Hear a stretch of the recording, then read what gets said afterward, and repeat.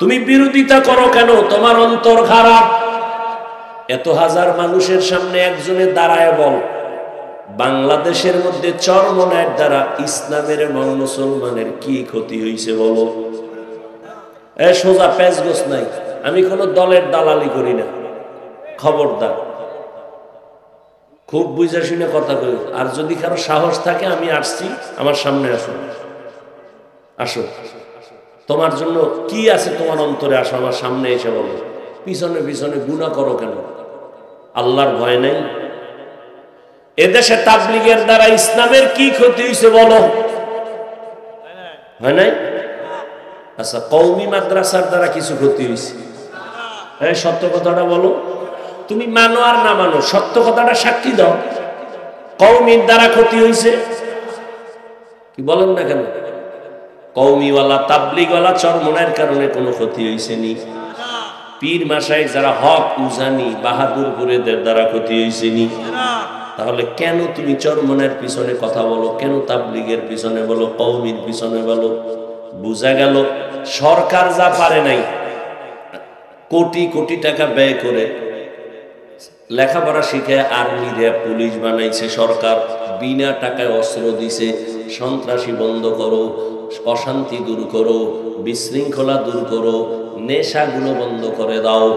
Army RAB BDR police গোষ্ঠী শুদ্ধ কাজ করতে করতে করতে করতে এখনো পর্যন্ত তারা পূর্ণ সফলতা অর্জন করতে পারে নাই। কিন্তু এই মানুষগুলো, খুব খেয়াল করো বাবা, আমি কোনো পক্ষ না, আমার ভুল ধরায় আমি এখন কানে ধরে তওবা করবো। আমি চরমনায়ের দালালি করি না, তাবলীগেরও দালালি করি না। মদিনার আদর্শে কোরআন সুন্নাহ অনুযায়ী যে চলবে সে আমার কলিজার মুরব্বী, সে আমার আপন বন্ধু। সোজা কথা, কোনো প্যাচ নেই। আর যে রসুলের আদর্শের বাইরে, সে আল্লাহর দুশমন, আমারও দুশমন। এই লক্ষ লক্ষ লক্ষ লক্ষ বাংলাদেশের জেনারেল লাইনের মানুষেরা তাবলীগের ছোঁয়া পাইয়া, চরমনাই উজানির ছোঁয়া পাইয়া, দেওবন্দীদের ছোঁয়া পাইয়া আজকে দাড়িওয়ালা টুপিওয়ালা সন্ত্রাসী কর্মকাণ্ড বাদ দিয়া হাতে তসবিহ, নামাজ আর পাগড়ি কি বানায় বলতেছি। তুমি বিরোধিতা করো কেন? হ্যাঁ, তোমার বিরোধিতা একটা লাভ আছে আমাদের, তোমার না। যত বিরোধিতা করো, জোয়ারের পানিতে যত বাদ দেয়, পানির শক্তি কমে না বাড়ে। ঠিক তোমার বিরোধিতার কারণে দেশে তাবলীগ আরো বেড়ে যাবে, কওমি মাদ্রাসা আরো বেড়ে যাবে। আমি তো ঘোষণা দিছি, বাংলাদেশের প্রত্যেকটা ঘর হবে এক সময় কওমি মাদ্রাসা। কেন হবে? ওদের বাধার কারণে। ওরা বাধা না দিলে এত বাড়তো না। আর এটা কিন্তু নতুন তাবিজ না, এই পুরান তাবিজ। আবু জাহিল্লা মক্কায় ঘুরে ঘুরে, কে খবরদার মুহাম্মদের কাছে যাবি না, পাগল হয়ে গেছে। এখন সে জীবনেও যায় না, হেঁটে এক নজর দেখতেই হইব। এত ভালো মানুষটারও পাগল কয় কেন? গিয়া যখন দেখে, চেহারা দেখে কালেমা পড়াও। এ তাবিজ কি পুরান না, নতুন তাবিজ না। বিরোধিতা করলেই পারবে। হাফিজুর রহমানের বিরোধিতা যতই করো, সম্মান কি তোমার টাকায়? কে দিছে? আরে তুই এনে বক বক করো। আমি নিজে প্রত্যেকটা ওয়াজে কই, আমার এলেম নাই, আমার আমল নাই, 100% সত্য কথা। আমার এলেম নাই, কোন কিচ্ছুই নেই। তাহলে যে কয় তারও তো একটু জিজ্ঞানো দরকার, তুই কেন এই সিফায়া খারাইছো? তুই না জনতা বাজারে বাজারে ঘুরো আর চাপাবাজি করো, হাফিজের অশুনে লাভ নাই। ওরে জিগাও না, ও আইছে কেন? ওরে ধরে জিগা, তুই সিফায় খারাইছো কেন? ক তোরে কোন শয়তানে লাগছে বল। মনে রাখি, সম্মান আল্লাহ যেটা দেয় এটা কেউ নিতে পারে না। বিউটি পার্লারের সৌন্দর্য দিয়া ডানা কাটা ভরি হয়ে গেছে। একজনে কয় কোটি টাকা দিল, আমি এটা ছাড়া বিয়ে করুন, ডানা কাটা ভরি। বিউটি পার্লারের সৌন্দর্য দেখা পাগল হয়ে যখন বাসায় নিছি, পানি দিয়া গোসল করার পরে দেখে জাম কালা। হায় হায়, কপাল খারাপ, কি দেখা কি করলাম। মনে করছিলাম এটা তো আকাশের চাঁদ, এখন ফাইলার তলি। এরে যুবক, দুনিয়ার রং তামাশা দেখা বাড়ি গাড়ি দেখা পাগল হইও না। আল্লাহর দেওয়া সৌন্দর্য আসল, আল্লাহর দেওয়া সম্মানের উপর আঙ্গুল তুলবা না। নিজে ওই পরিমাণ জায়গায় যাওয়ার চেষ্টা চালাও। নিজের কপাল পুরিও না রে বাবা। তুমি আমারে কত হাজার বার গালি দিছো, কত হাজার বার গীবত করছো, কত কবিরা গুনাহ করছো। মুসলমান হিসাবে নবীর আদর্শ অনুযায়ী কয়বার দোয়া করছো, আল্লাহ হাফিজ ভাইরে হেদায়েত দাও। কেটা তোমার দোয়া আমি পাওয়ার যোগ্য ছিলাম না নবীর আদর্শে? তুমি শুধু জীবনভর গালি দিলে, একবারও দোয়া করলা না। তা তুমি নবীর দুশ্মন ছাড়া আর কিছু? নবীর আদর্শ কি? নবীরে গালি দেয়, নবী গালি দেন না, জবাবও দেন না।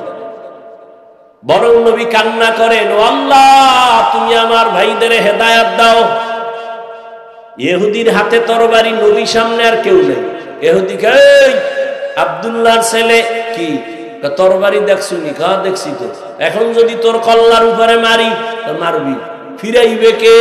নবী কয় আমার আল্লাহ। এ কথা বলা মাত্র তরবারিটা হয়ে গেছে। নবীজি দইরা কয়, ইহুদির বাচ্চা তরবারি কই? মুহাম্মদের হাতে।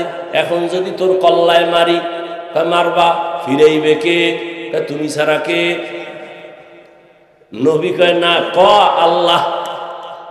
ইহুদি কয় যদি আল্লাহ কই তো অর্ধেক কেন, পুরা কালেমাই ভরায়া দাও। ইমামুল আউয়ালিন আল আখিরিন বাহরে সাদকা রাহমাতাল লিল আলামিন। ও বাবা, তোমার কারণে কয়টা লোক দাড়িওয়ালা হলো, কয়টা লোক মদিনার টুপি পাইলো, কয়জন আল্লাহর বান্দা বান্দি পর্দাওয়ালা হলো, কয়জন আল্লাহর বান্দা বান্দি সুদের ব্যবসা ছাড়লো, কয়জন আল্লাহর বান্দা বান্দি আমার নবীর আদর্শওয়ালা হলো। এটা হিসাব হবে পুলসিরাতের গোড়ায়। তোমার কারণে যদি মানুষ দিন থেকে দূরে যায়, তুমি আজীবন বাইতুল্লাহর ঘরে বইয়া কানলেও জান্নাত পাবা না, পাবা না, পাবা না। আর যদি তোমার কারণে আমার মদিনার নবীর দাড়িওয়ালা হয়, টুপিওয়ালা হয়, তোমার কারণে তুমি যদি টুকটাক গুনাহ হইয়া যায়, ওদের বরকতে আমার মাওলা মাফ কইরা জান্নাত দিয়ে দিবে। কির মাস্তানি করো? তুমি মুসলমান মুমিন দাবি করে মাস্তানি করলে বেঈমানের দোষ কি? তুমি নামাজ বাদ দিয়া অহংকারী করো, রোজা বাদ দিয়া, তেলাওয়াত বাদ দিয়া, হারাম খাইয়া, দাড়ি কাইটা তুমি আল্লাহর প্রিয় বান্দাদের বিরোধিতা করো, তো বেঈমানের আর দোষ কি? পায়ে হাত রেখে বলছি রে যুবক, এবার শেষ কথা। তোমার থেকে আমি একটা কথা চাই, যুবকদের থেকে বলো বাবা, আসলে কি আমরা ভুলের মধ্যে আছি? যদি বলো হ্যাঁ হাফিজ ভাই আপনারা ভুলে, কোরআন থেকে একটা দলিল দেখায় দাও, এখন দাড়ি কেটে ফেলবো, প্যান্ট শার্ট টাই লাগায় নাচ গান শুরু করবো, আল্লাহর বিরুদ্ধে যাবো।